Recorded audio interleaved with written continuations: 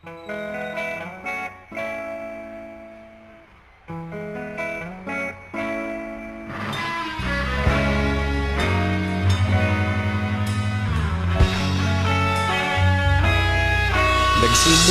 ang lahat sa eskwela, nagsama-samang 12, sa kalokohan at sa tuksuhan, hindi maawat sa isa't isa.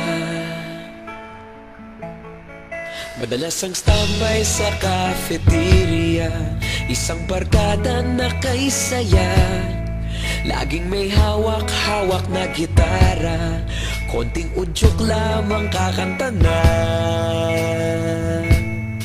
Kay simple lamang ng buhay nun, walang mabibigat na suliranin. Problema lamang laging kulang ang datong. Sana napunta ang panahon? Sana nga ba? Sana nga ba? Sana napunta ang panahon? Sana nga ba? Sana nga ba?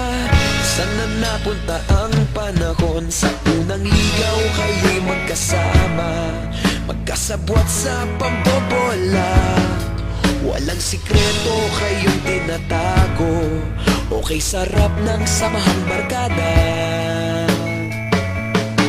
Nagkawatakan na sa kolehiyo, kanya-kanya na ang lakaran. Kahit minsanan na lang kung magkita, pagkakaibigay hindi nawala. At kung saan na napadpad ang ilan, sa dating eskwela meron din naiwan. Meron pa ng mga ilang nawala na lang, nakakamiss ang dating samahan. Sana nga ba? Sana nga ba? Sana nga bang barkada ngayon? Sana nga ba? Sana nga ba? Sana nga bang barkada ngayon?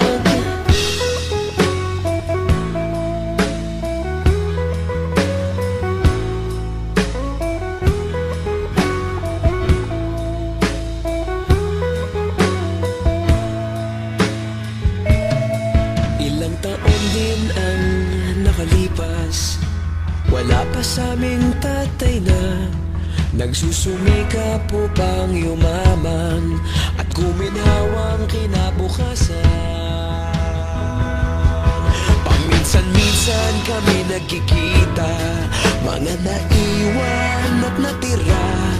At gaya nung araw namin sa eskwela, pag magkasama'y nagwawala.